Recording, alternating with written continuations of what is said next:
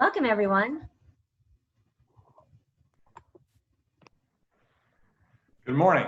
How's Julie with that? I'm doing great, thank you. I'm so excited to see all you. This is going to be such a fascinating conversation on geothermal energy.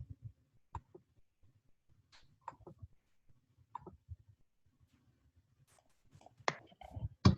Just waiting to get all of my panelists with their cameras on and unmuted, and we can begin.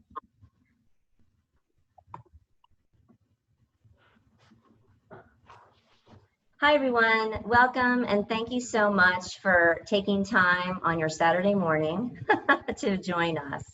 So my name is Sally Boccella. I'm the Democratic nominee for Senate District 23, and my district includes Weld County, Larimer County, and Broomfield counties. It's a very diverse district, and I just want to give you a little background on how this event came about. I really care about our environment, and I'm always thinking about innovative ways to move us into a more longevity kind of way to create energy. And I'm all about bringing all the stakeholders to the table and just kind of having these kind of discussions so we can elevate the conversation and see what is possible. And one of the things that gets lost in those conversations is the workers. So when we talk about just transitions, we need to include the people who work in the industries. And so with fossil fuels, it's one of our top gross domestic products in Colorado. And so, but it's also an industry that is up and down, up and down. And so we need to think of innovative ways to move forward, right? And so right now, we are definitely in an economic recession with COVID. And I would love, this is my first series in an environmental economic recovery plan idea. So with that, we've got amazing people on here today to talk about geothermal and the possibilities of it. So first, I'd like to introduce Representative Brianna Titone. Hi, Brianna. Thank you so much for being here. Will you please tell us a little bit about yourself? Sure, thanks. My name is Brianna Titone. I represent House District 27.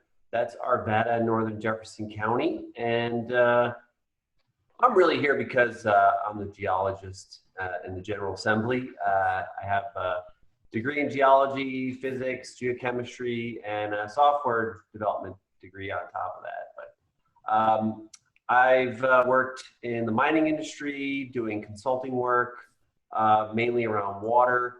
And so this is not exactly my area of expertise, but through my training as a geologist, I've gotten to understand these topics and trying to put a little bit of the scientific end of things into the conversation here today, and as well as the policy stuff. I think there's some opportunities that we could do with geothermal, that we can help create some jobs and create a better and more sustainable environment. Thank you. And we've had several conversations on this subject, and we both are very passionate about the possibilities of this in the future. So I'm so honored that you're here today to add to the conversation. So thank you. My next guest is Sydnie Lieb. Am I saying that correctly, Sydnie? Lieb. Lieb. Welcome. Yep. Sydnie is the Environmental and Energy Policy Manager for Xcel Energy. And Sydnie, please tell us a little bit about what you do and why you're here. Sure. So my name is Sydnie. I'm an Energy and Environmental Manager at Xcel, Policy Manager at Xcel. And I work with my colleague who is in the Denver office. I'm actually in Minneapolis. My colleague is Lauren, and the two of us really are leading Xcel's natural gas strategy, trying to figure out how to transition the natural gas system into a lower carbon future. And our strategy is a fuel neutral, technology agnostic portfolio approach, which looks at electrification, beneficial electrification, and renewable natural gas, hydrogen efficiency, and building envelope improvements. And Geothermal ground source heat pumps are part of that strategy, and we're really excited about their potential opportunity to help provide electrified heating for spaces in cold climates like we have here in Denver and Colorado. And also, just briefly, while we're talking about that, you're also working on, I think you said 2030. By 2030, you're working towards 80% carbon free, correct? So that's on the electricity side, right? We have a 80% reduction in carbon emissions by 2030 and 100% carbon free by 2050 for the electric sector. The only reason I asked you to mention that is because I want to give you kudos for that. I know that, like I said, I just really appreciate that Xcel is moving forward with Colorado in that area. So thank you. And thank you so much for being here today. Of course, thank you. You're welcome. Hi, Gary. We also have Gary Arnold here. He is the business manager for Local 208 Pipefitters. Gary, tell us a little bit about yourself and why you're here today. Well, good morning, everybody. Thank you, Sally. Like I said, my name's Gary Arnold. I'm the business manager of Pipefitters Local 208. We have about 1,800 members, the largest group working in vertical construction and various parts of the industry, including oil and gas. We have 390 members working under our HVAC service agreement, going out and doing a lot of work on all types of heating and cooling systems, including ground source heat pumps. And then we have about 145 members that work under our natural gas distribution agreement that are out installing natural gas distribution systems every day currently, or repairing existing systems. So we kind of have a lot of experience going from even the energy production side to the heating and cooling side, and obviously a heavy amount of work done in the fossil fuel industry. And like you said, the conversation is an important conversation to have. We have to address climate change, but do it in a way that the workers have an opportunity to continue to be successful and provide for themselves and their families. Thank you for including me. Thank you, Gary. I absolutely agree with you.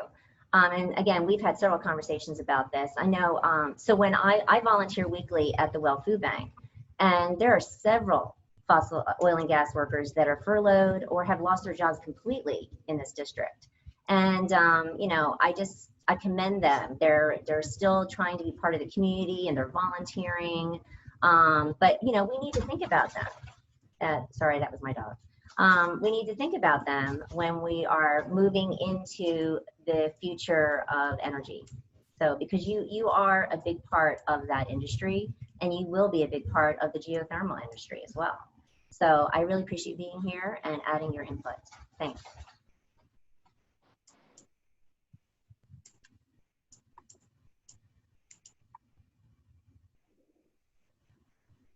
Hi, Kari and Dan. Thank you so much for being here. So Kari and Dan are owners of the Colorado Geothermal Drilling Company out of Brighton.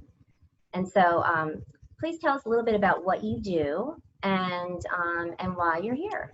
Thank you. Yes, thanks for the invite. We own Colorado Geothermal Drilling.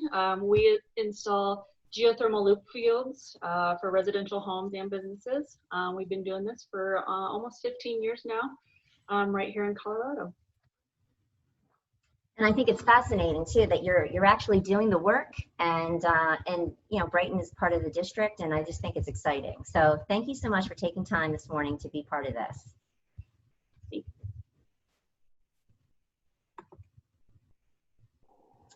And my last guest is Audrey Schulman from HEET Energy. Audrey, tell us a little bit about, you're the co-founder and the executive director for HEET.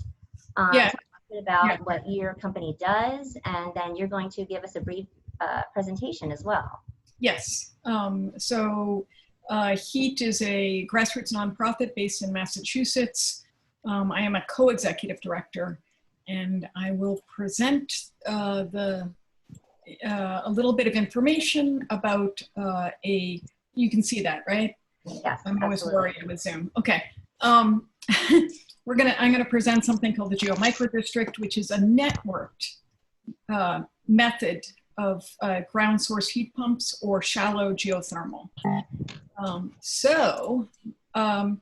HEET's mission is to cut carbon emissions now by driving systems change. We are funded by foundations and private donors and sometimes the government. We do not take money from gas companies or geothermal companies. We've been around for about 12 years. I was told to briefly address some of the problems with gas. And so, fracking can hurt the water that we all need. Here in Massachusetts, there was the Columbia gas disaster in 2018, where over 5,000 families had to flee, immediately. As was already alluded to, there's that boom-bust cycle in the fracking industry, and that can leave taxpayers having to pay the cleanup costs. The reason that brings me to this issue is that natural gas is overwhelmingly methane, which is an extraordinarily potent greenhouse gas, over 80 times as powerful as CO2, carbon dioxide, in the first 20 years. If 3% or more of it leaks into the atmosphere, uncombusted, it is worse than coal in terms of climate change. And the final problem is that the gas industry across the country is putting an enormous amount of investment into gas infrastructure. Here in Massachusetts, we're doing an enormous amount of pipe replacement. This will cost over $17 billion in Massachusetts alone in 25 years, and it's in direct conflict to our emissions mandates. Those emissions mandates are going to reduce the need for gas across the country, right, in different states. And so that's going to dry up the gas business. So this investment in the gas infrastructure will not be able to be paid off. And these are likely to be stranded assets, or potentially stranded assets. The way we want to deal with this is we think of the gas infrastructure as a tree with its branches spread out across the state or country. If you want to bring down a big tree in a crowded area, you don't cut it through the trunk and call out timber, right? You prune it back piece by piece, allowing, and reseed new infrastructure at the same time. There's the, right. So one way to do that, or the way most people think of is air source heat pumps, and they are lovely, but they don't work on every building. And the problem with air source heat pump is they are least efficient when you need them most, because the air temperature that they're trying to pull from is 100 degrees or -5 at those times, and you can't pull the energy, the heat or cooling you need. And then the other thing is that you have to have discretionary income to pay for this. And a lot of people don't have that, especially right now. And then finally, this requires the collapse of the gas industry with all the gas workers and the pipe fitters, et cetera. That is not okay, right? So what we suggest instead is to use ground source heat pumps. Mostly you think of the ground source heat pumps, what they do is the ground is always the same temperature. If it's 5 degrees outside in the air, the ground is still somewhere in the 50s, right? So it's way more efficient to pull the temperature you need for your home from that ground. But we don't want single installs, because that would mean that everybody would again have to pay for those installs. What we're recommending is networked ground source heat pumps, what we call the geo-micro district. This way, instead of private ownership, the utilities own, install, and maintain it. And it's not going down into hot rock, down into lava or anything like that. It is shallow boreholes 100 to 500 feet deep in the gas company right of way. And it would mirror the gas system with service lines going to each individual building and a shared loop of water delivering that thermal energy at ambient temperatures. This not only can provide heating, but it can provide cooling, which we're going to need more in the future. So network geothermal is different from single installations of ground source heat pump in the same way that the internet is different from a single standalone computer. There's synergies here. The first one is that some buildings are constantly pulling cooling, like hockey rinks or refrigerated warehouses, office buildings, or supermarkets. So they would be pulling cooling from that shared loop of water running up and down the street, and they would be returning that water hotter so that other buildings down the street can take that heat, right? Secondly, when you have an excess of energy, either heating or cooling, you can store it in the borehole array in the ground. The ground is the biggest, cheapest energy storage we have. And you can pull it out months or even years later. We did a statewide feasibility study here in Massachusetts with Borough Happold Engineering, who did New York City's 80 by 50 plan and many other things. And they found that we can meet 100% of the heating and cooling we need in significant areas of the state. These are different prototypes of different street segments, and even have excess energy from certain street segments.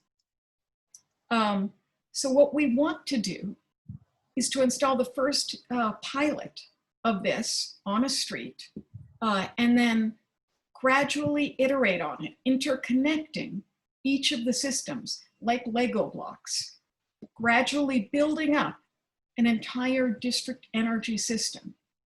In the most dense areas in the cities, we might need some biogas as a backup. And this is sort of the scale at which biogas can provide. And I'm sorry, I'm going there's a lot of information behind this, and I can talk about it for hours.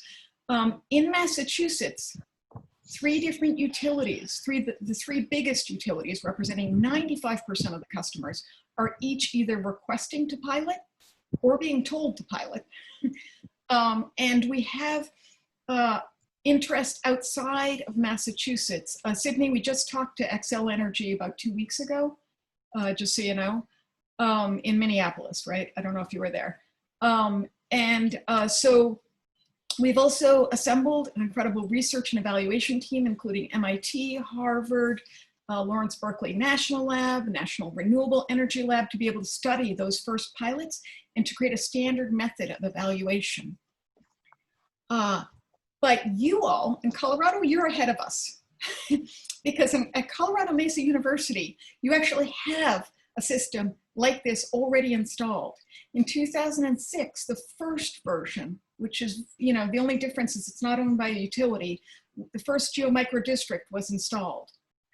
There are now 4 of them, and they are heating and cooling 1.2 million square feet of building. Each of those geomicro districts interconnected.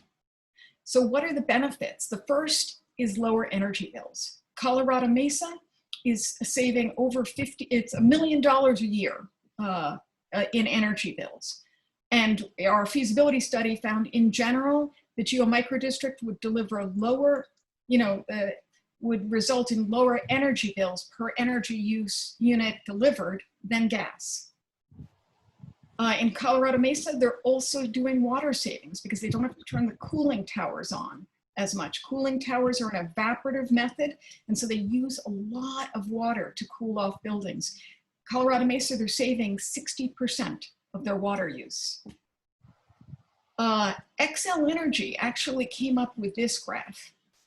They came to Colorado Mesa as it grew and said, like, hey, what's up? Your peak electric use is not increasing even as your campus is getting a lot bigger. What are you doing? So what's happening is because ground source heat pumps are so much more efficient, you constrain how much electricity you're using. You keep the peak load down. And then of course there's emissions. 60% reductions from the moment you connect, and those emissions will reduce as the electric grid gets cleaner using more and more renewables. It would be safer, right?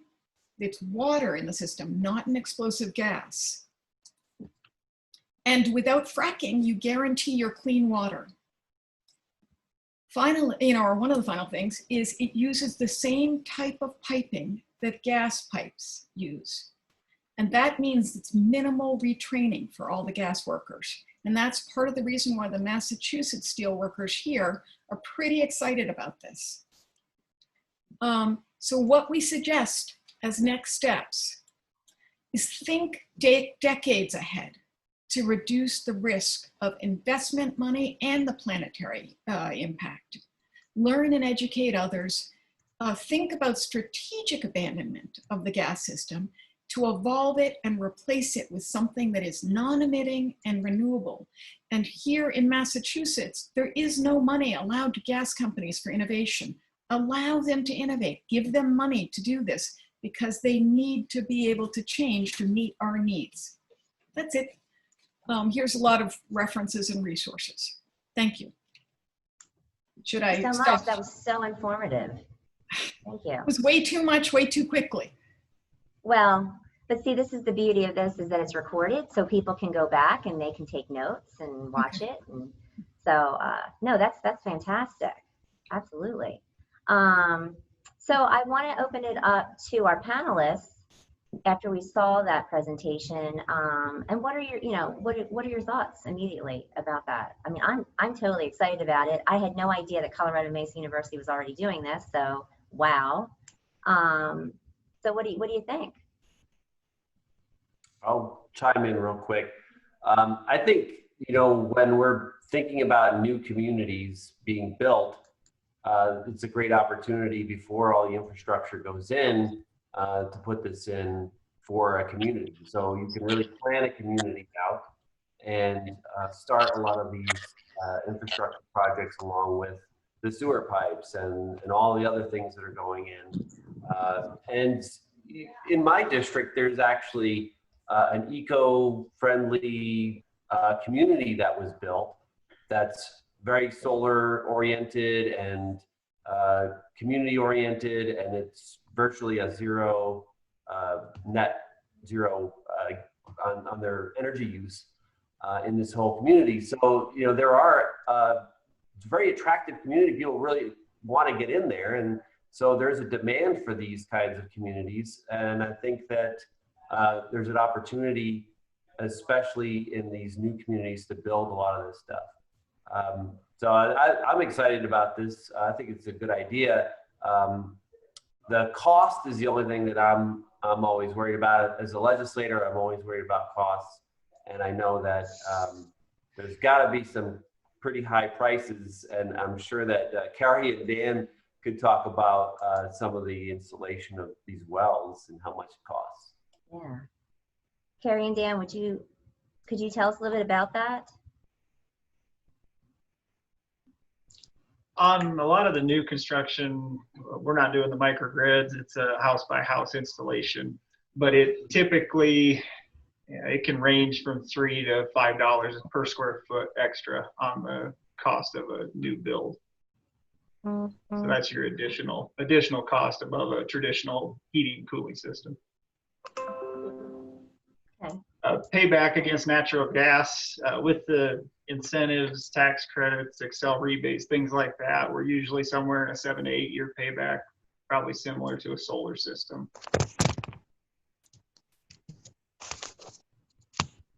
Okay, great, thank you. Would the if the single homeowner is doing that, and then we're doing it in that microgrid type of scenario, would that actually, because you're doing it on a volume scale, would that actually cut the cost down a little bit? Yeah, it's a lot per sorry. Yeah, go ahead. Go ahead. Okay, it's a lot. I mean, we've looked at installations like this, and you're exactly right. When we're going in and drilling boreholes, we don't have the mobilization to each individual house. We are more efficient and more cost effective with the lack of mobilization. The other thing you do need to look at with what you're talking about, though, is you do have some bigger pipes. So rather than us just taking a couple small 1 1/4 inch pipes into a house, now you're running 6, 8, 10 inch pipes out there. So there's a little trade-off, but certainly it's definitely more cost effective to do a bunch of them rather than onesie twosies here and there. Audrey? And just to, in the system we're talking about, it would be paid for by the gas companies. And that's the utilities, what they tend to do, what the way the whole financial system is set up, is to do a big, large, expensive infrastructure in the beginning, and get it paid back slowly over time, spreading the cost out across all the customers. So it's not so expensive. That's why we all have, you know, that's how we afford electricity. That's how we afford gas, etc. That's why we don't have at least, you know, water wells mostly in our backyards. We don't, it's less expensive to do it with a utility. Thank you. I'll follow on. Sure, I'll follow on that comment. I really liked, Audrey, your tree pruning example or metaphor. So again, thinking about the costs, something like this is a large infrastructure investment, and it makes more sense to do it from a cost perspective where you have an infrastructure investment that you need to make on an existing or an extension of a gas line. So I think from our perspective, we're not necessarily thinking that this is going to be the best fit for existing homes, because we always are at the forefront of all of our thoughts are really what are the cost impacts to the customer. And so at least initially the first pilots where we would think about putting this would be in places where there isn't existing gas infrastructure now, or like in Massachusetts where they really needed to make a significant infrastructure investment to take care of old pipe system that needed to be more or less completely replaced. And in that case, you would, as Audrey said, you would make the investment and then slowly over time through rates recover the costs on that investment. Yeah, I really like that. You know, Brianna and I were talking about, you know, with any industry, to have it thrive, especially something new, you know, we want to offer incentives and even, you know, look at subsidizing that industry. So, I mean, this is definitely something that we would love to take to the next level. I mean, I just think that there's so many possibilities with it. And it sounds like with the energy companies, and it's also an opportunity for the fossil fuel companies that they can transition to something too. So we're not leaving anyone behind. And that's something that I can appreciate. I really like that. So I wanted to just kind of answer some questions. We had a question that came in for earlier. So Tom asked, I'm not aware of any large-scale geothermal resources anywhere near the Denver load center. Where are they, and how will the transmission costs be rationalized? So I don't know if anyone can actually speak to that. I mean, I can talk a little bit about the Great. geothermal resources. Colorado doesn't have a lot of really strong hotspots. You know, when you think of places that have a lot of geothermal energy for power generation, you need temperatures that are 150 degrees Celsius or higher than that. And when you know, we do have hot springs, and you're saying like, well, there's a bunch of hot springs around all over Colorado, but the source of that heat is still not very high. And some of the reports that I've read about these, they can kind of determine the source heat by looking at the minerals and the composition of the water that's coming out on the surface. And the hottest temperature that they estimate could be is around 200 degrees C. However, you know, that report that I read and a lot of the reports that have come out were in the 70s and 80s when they were looking at these things, and the technologies really hadn't gotten that far. There are some places that are doing low temperature geothermal power, and they're generating power at under 150 degrees Celsius. The record holder is in Alaska. And you think Alaska would have plenty of hot water out of all the volcanoes that they have. But they've actually generated power successfully at 75 degrees C. So that's 175. I have to look that back up. But it's the lowest temperature that they have. And actually just have it here. Yeah, 75 degrees C is actually what temperature they're actually doing it at. So it's not even boiling temperature, and they're actually generating power off of that. That particular installation was 400 kilowatts. I mean, there's not a lot of power, but it was a remote area, and all they had was a diesel power generator, which was really throwing out a lot of emissions. So they wanted to get rid of that, and they were very successful in that. So those types of systems are still in the developing phases, but you know, we have an energy lab here, the National Renewable Energy Lab, working on a lot of these technologies. And what we need is folks at Xcel to really start to embrace these as part of that emissions lowering commitment that they've gotten into. And I think that, you know, geothermal involves a lot of pipes, right, Gary? And we want to make sure that we're making sure that the people working at those coal plants and the steam generating plants have some work to do. And I think that's a good place to do it. Thank you. And Audrey? just to be clear, I believe that, you know, geothermal can mean a lot of things to a lot of different people. And I think that what you're talking about is geothermal being used to generate electricity. And it can also be used to generate thermal energy, which is heating or cooling. The system I'm talking about is ambient temperature water loop. So it's, you know, between 40 and 80 degrees Fahrenheit. And that minimizes the losses of energy to the ground. It makes it a lot safer, and it provides heating and cooling for homes, not electricity, just to make sure that that's clear. And that can be done pretty much anywhere where there's bedrock that can be, you know, reached, as Kari and Dan are nodding. So there's another part to that question. The existing natural gas distribution system is robust, pervasive, and efficient. What benefits would be realized by making a massive capital investment in unproven, geographically limited technology? Well, I think we proved that it's not limited, but I would love to hear some thoughts from the panel. Maybe Sydnie can go first on that.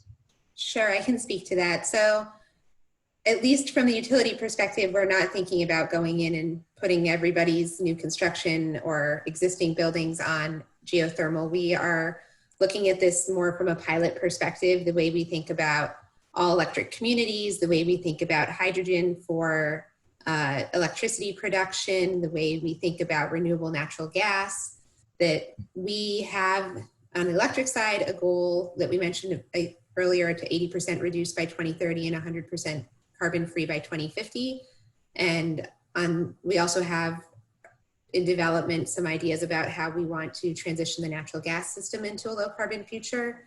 And we really feel that we need to find whatever the new technology is going to be. And the first way to do that is to do it at a small scale and a small pilot project and see how it scales, how it is working for customers that might choose to opt into that pilot, and to understand that, you know, this is not for the gas system in the next 5 years. This is something when we think about what the gas system will look like in the next 20, 30, 40 years, we want to understand what options will be available to us. And then again, as we were talking about how we make investments in the gas system, if we have an investment where we have a gas system piece of infrastructure that is relatively new, we've actually replaced a lot of our pipeline recently to put in a better, stronger pipeline where we have steel coated mains now where we previously had cast iron. And those are new investments. Those are not going to go anywhere for the foreseeable future. When we think about these new technologies, they would first initially go in places where we have an older system that needs a large capital investment, and think about, is that capital investment the right one for 30 years from now? Or is there something that's a little bit newer technology that we want to start out with? Thanks, Sydnie. I appreciate that. So Xcel's, you know, this is even on Xcel's radar. So I think that's great. I also appreciate the fact that if something's already existing, you're not going to reinvent the wheel on that. But I liked what you just said on the infrastructure that is maybe not, it's not sustaining, right? So you may have to go back and reevaluate that, and you can consider something new, and also on new developments. I like that a lot. You know, in my thinking, when I was talking to the panel, I was thinking along of a pilot kind of idea, because the only way that you're going to actually be able to successfully measure anything is if you do put something in place, right? And so I really do, I think that that's the way to go, is to have a pilot system, and we can measure it. If it works, if it doesn't work, what are the, you know, the successes of it, and learn from it so that we could possibly see the future of that in Colorado. So we have some questions here. Okay. Where do the emissions still come from? What is the break even on installation? And does this pose a risk to revenue to energy companies? Does it increase their profit? So I'm going to actually give, so who wants to take, I think Audrey could answer, Audrey and Sydnie could answer these pretty well. So, but Brianna and, you know, Gary, chime in at any time, and Kari and Dan, if you find that, you know, you have an expert opinion on that. So I will open that up to Audrey. Yeah, the emissions come from the electricity used to run the water pumps to move that water up and down the street in the shared loop, as well as the heat pumps inside the buildings. So utilities, and Sydnie should probably talk about this instead, the break even and the revenue. Do you want, I figure you're going to be way better. So I think you actually might need to cover the break even, because I'm not as familiar with the costs. I could tell you how we would eventually recuperate them through rates, but I don't think that, I couldn't tell you how many years it would be, because I haven't costed any of these systems at this point. Sounds like you may have done a study. Yeah, we did a study, but we looked not so much at break even as to what the energy costs would be for consumers. What's wonderful about utilities is they can depreciate or amortize over decades. And so the break even is not as so important so long as you know you want this infrastructure for a while. And that's why it's such a lovely thing. And the energy cost for the consumers would end up being lower, because you're not paying for, and you know, you're not paying for a fuel. You're just paying for that electricity of moving the water around and the electricity of the heat pump in your house. So it's a lower cost in the end for the consumer. Okay, great. Anne has a question. She's saying here, the governor negotiated a way to initiate an initiative about protecting gas in new homes and businesses. I'm not quite sure what she means by that. Brianna, Representative Titone, do you want to speak about that? Are you aware of that? No, not sure what they're. Oh, I think I could help answer that. Thanks, Gary. The comment or the question, I think, comes from negotiations between the governor's office and various environmental organizations, as well as some oil and gas backed organizations. And it was probably ballot initiative 284, which really was aiming to prevent any county or municipality in the state of Colorado from banning the use of natural gas in new homes or businesses. And the goal was that consumers deserve the option of energy and have the ability to choose the lowest cost option available. Now, you know, I think the conversation here about geothermal really has to be separated in two different parts. You know, I think the panelists have done a great job of explaining the systems, but when you look at power generation from geothermal, is obviously very, very different from utilizing geothermal for heating and cooling of homes and businesses. So when you talk about the cost of transmission and all the things that go into bringing a new power generation plant onto the grid and making it available to customers, the goal in Colorado would have to be to find one of those hotspots that Representative Titone spoke about that's in close proximity to one of the existing coal plants that's due to retire. And that way you have transmission infrastructure in place, and it's minimal amount of cost and work to connect the new power generation facility if we could produce something like that and geothermal plant. Now, on the heating and cooling side, I think it's important that folks understand how basic HVAC systems work. And when you were, you know, words like cooling, cooling's not like a tangible thing. You don't just pipe in cooling to a house or a business. It's just a term used to describe the lack of heat.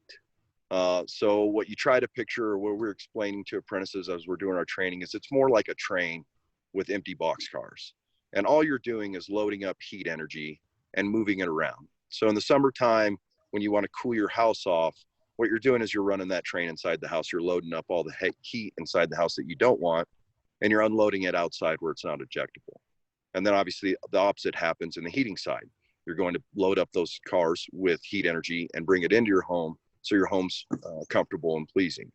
And so when you're looking at geothermal, or the ground source heat pumps, you have to utilize that electricity to power the heat pump device. And instead of using air to move that heat around like a traditional air conditioner does, or an air source heat pump, which are, you know, very inefficient in Colorado because of our climate. Obviously, you know, in the wintertime, a heat pump is trying to pick up BTUs or thermal energy from the air and bring it into your house. And if it's 0 or -5, there just isn't a whole lot of heat available to pick up out of the air.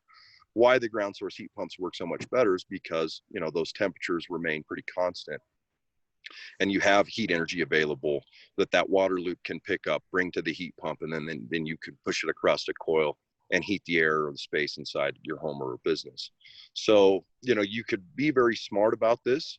You know, obviously, I don't think we're going to see natural gas go anywhere, you know, anytime soon. It's this kind of slower transition because as the infrastructure needs replacing, or new infrastructure needs to be installed, what you could do is utilize a lot of the same workers to install the ground source heat pump loops instead of that natural gas system, which use, you know, steel and HDPE, where our fusers are putting it in and installing it all the time. So what we would want to do is one, focus on the cost, because consumers need affordable access to energy, and how we do it and transition in a smart way and utilize it as effectively as possible. Yeah, that was great. Thank you, Gary. Audrey, did you want to mention anything? I noticed. Yeah, I just wanted to say that we've actually transitioned the gas system several times over the decades with which we've used it. It originally was town gas, which is made from coal. And in order to switch from town gas to what's called natural gas, we had to switch out all the, all the regulators, and Gary, you probably know much more about this than I do, and a lot of the appliances. And in New York City, they did that transition in just 5 years. Every building, every unit in New York City. And this, what I'm talking about, is much more comprehensive because it involves underground infrastructure. But we have done these transitions over time, and we can do it again. Yeah, thank you. Okay, Mary says, I've lived in downtown Boston and the construction of luxury residential buildings was extremely high. Could any of them use this? Is there any advantage to doing this in airports where they're away from residential areas and I'm assuming large communities? How much, so let's go with that first part. I mean, I know that, you know, there are buildings that can do this. I mean, Brianna was just telling me about how we have the Capitol is actually utilizing the system. And so Audrey, did you want to speak to that question? Yeah, I'm happy to. And I bet Kari and Dan know much more, but connecting to a large building, normally they're on what's called a VRF, which is variable frequent, I can't remember. Anyway, it's a system of getting, moving the heat around inside of the building. And that's very, very easy to connect to the system. And one of the world's biggest buildings is in South Korea. It's over 120 stories high, and it is on geothermal. Wow. Kari and Dan, did you want to add to that? It is true. There is a lot of geothermal actually going in large buildings, churches, schools, and neighborhoods, even out here in Colorado. So it is happening. A lot of us aren't privy to it because we don't see it going in. That's one of the actually great benefits of geothermal is it's in the ground and you don't see it. But because a lot of people don't know that it's there either. So, you know, this just gave me a thought.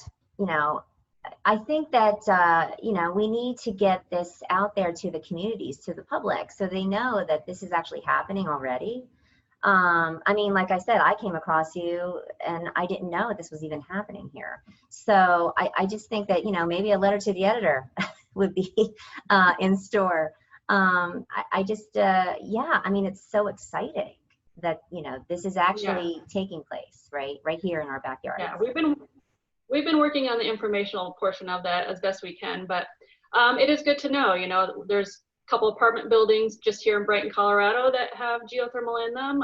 There's a school in Aurora that just got finished getting a new system in. So the good news is these are going in. In fact, our company, we've installed, I think, close to 700 geothermal systems in the last almost 15 years. So it's going in a lot around here so far. So, but the good news is more and more people are finding out about it.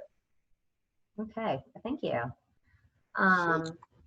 Yes. The only thing I would add to the conversation is I think geothermal is a viable option for really any type of heating and cooling system. You're going to see a lot of hydronic systems on larger buildings that are utilizing chillers and boilers. You could convert different things to utilize that geothermal. To Audrey's point, the VRF is the variable refrigerant flow systems, or VRV, depending on the manufacturer, which is just a variable refrigerant volume system that works a lot like traditional air conditioning, but has the ability to kind of cycle that refrigerant flow different directions, so you could keep cool places or heat spaces. And then you can continue to use the geothermal portion to replace cooling towers and different things that typically require the evaporative cooling to assist that system to work properly. Thank you. I have a question for Representative Titone and also Kari and Dan. So currently, right now, if a person does decide to do the geothermal system for heating and cooling, is there an incentive for them? Because I know that there's incentives for other renewable energy, like for solar and what have you. But is there something already in place for geothermal, or is that something that we need to introduce? There's none that I'm aware of. On the federal level, there is a 26% tax credit, same as the solar this year in 2020. 2021, it goes down to 22%, same as the solar on a declining scale. After that, it's at zero. Xcel does have a $300 per ton AHRI ratings. So there is some, and that's a maximum of 5 tons. So there are a few things at the state level. There isn't any incentive, I guess. So that's something that we should be working on. we have customers ask about it all the time. Yeah, I'm sure. And one of the challenges you want to be aware of there too is that you don't just need a program for an incentive for geothermal, but you actually need a prohibition on what's called fuel switching. Right now, the utility is not allowed to give an incentive when somebody switches from gas to electric or electric to gas. So if you're thinking that these systems would be replacing a gas space heating device or a gas water heater, the utility is not actually allowed to give an incentive for an electric replacement of that gas equipment. May I ask why? Is there something? I am not sure the history of fuel switching prohibitions, but they've been around for a very long time and they exist in most states. There have been some bills recently to try and lift those, and I think the one that was in Colorado this year got crowded out by necessary COVID relief work, and I know in Minnesota the same thing happened. Because I would think that we would want to, especially in Colorado, we're moving towards renewable 2050, and so I think to get us there, we should be offering some sort of incentive to consumers who are willing to utilize these innovative programs. Representative Titone, what are your thoughts? I mean, I think that we should be doing that. They are pretty costly upfront, and there's probably a lot of homes, single-family homes that are in HOAs that probably won't allow you to do it, and that's another obstacle for people. Or is that true? Are they still allowed to do it even in an HOA? I believe we're under the, I think there is a law or something in effect that allows people to be able to use solar and geothermal, and HOAs are not supposed to be allowed to block that. And we've installed hundreds of systems in HOA areas. Once the work's done, it's on their property, and it's actually it's below grade, like we discussed. So they don't even know it's there. Wow. Okay. Because HOAs can be pretty particular about stuff. I've dealt with a lot of HOAs myself, and I'm in an HOA, and I'm thinking, can I even do this here? So that's good to know. I'll have to look into that a little bit further. But What's an HOA? Just out of curiosity. Homeowners Association. Ah, okay. Sorry. Yeah, we have lots of them out here in Colorado, and they can be a headache for a lot of people. But yeah, we should have some incentives. I think that in the near future, it's probably unlikely until we get out of this financial situation we're in, because we can't give away a lot of funds for projects like that in tax breaks, because we need all the money to pay for everything that we need to keep the state going.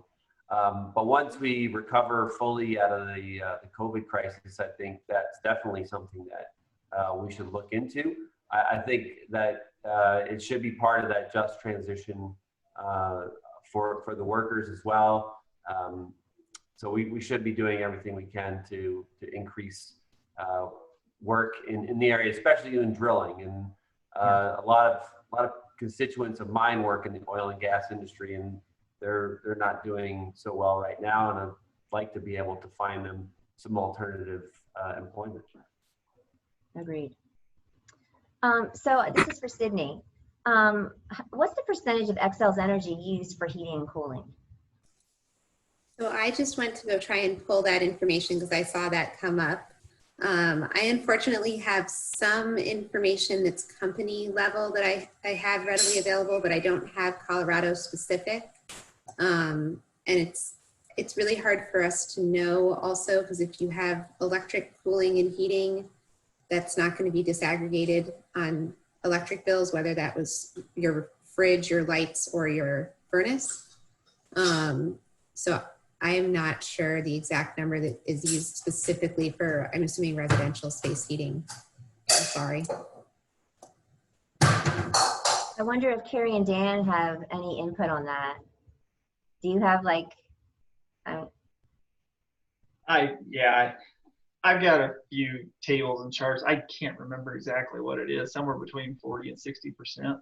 But yeah, like you say, it really depends on what they're running, what they're operating, and yeah.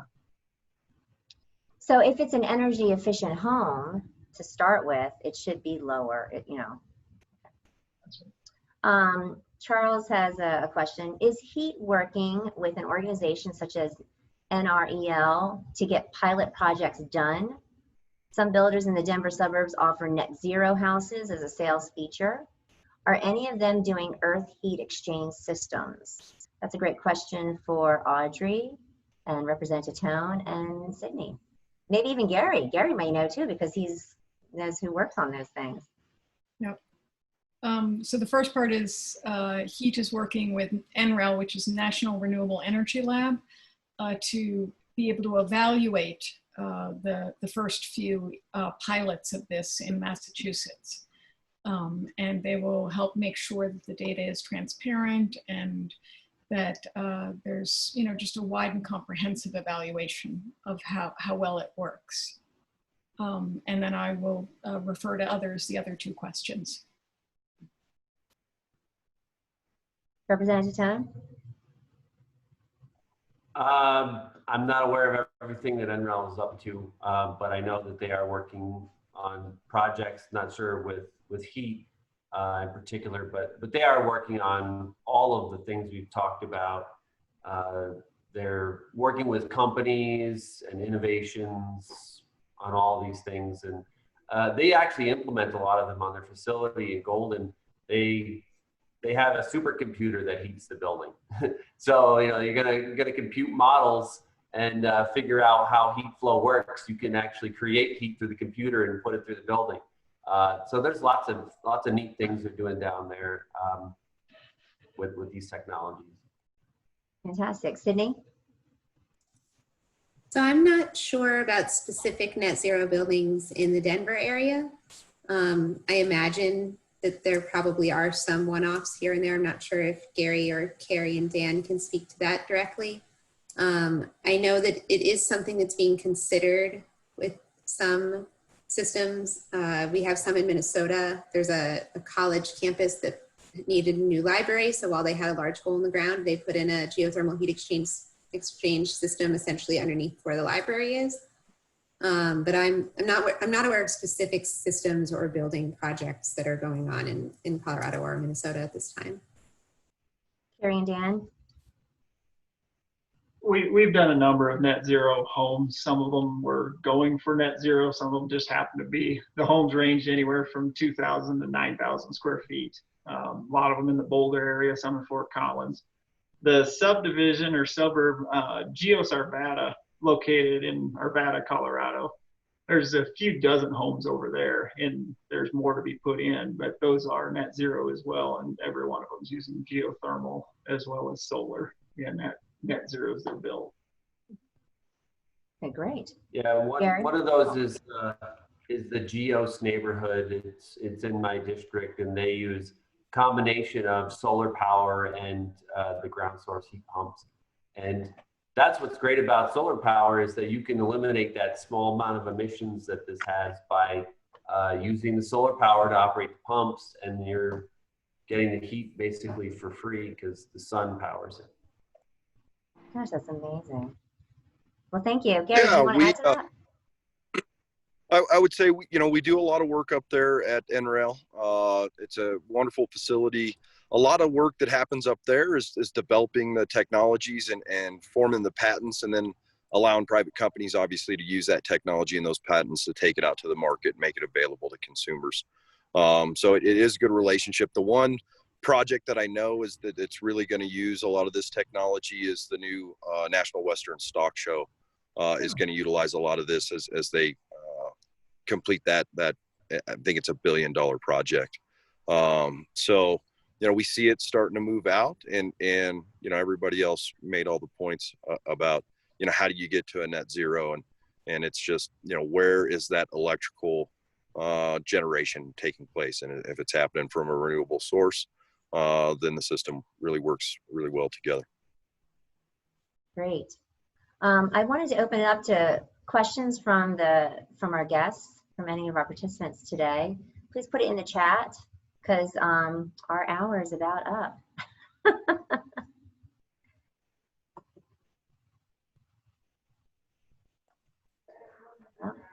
I don't see any other questions.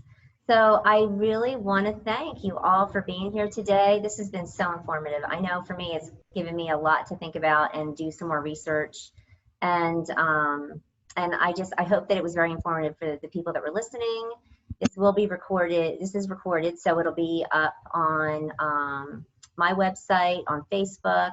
And if Brianna Titone wants to have it on her website, she's more than welcome, or anybody else who was participating on the panel. I will definitely be in touch with Kari and Dan to learn more about what they're doing. And yeah, so I just really appreciate all of you being here. Gary, did you want to have a closing, anything you want to say before we go? Oh, you're muted.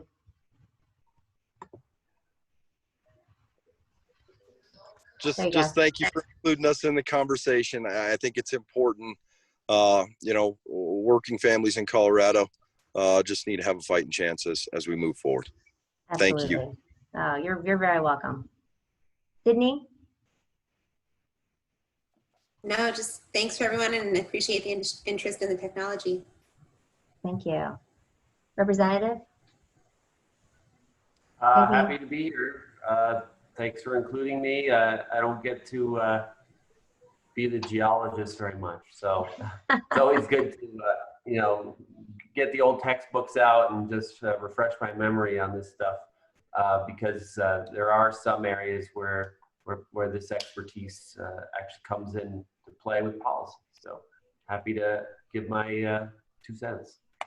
Well, I'm going to tell you that I'm going to pick in your brain more. So we'll have to get those textbooks out. Kari and Dan? Thanks for having us on. We appreciate having a chance to talk to you with you. Oh, absolutely. Thanks so much. And Audrey? Thank you, Sally, so much for inviting me on, and this has been a pleasure. It's been great to talk with everybody. Well, I'm excited that you were part of it too, and I thank Sydnie for introducing us. I mean, it's incredible. It's an incredible technology, and I look forward to seeing how we can innovate it for the future of Colorado. So thank you all for being here today, and have a great rest of your Saturday. Bye. Thanks. Thank you.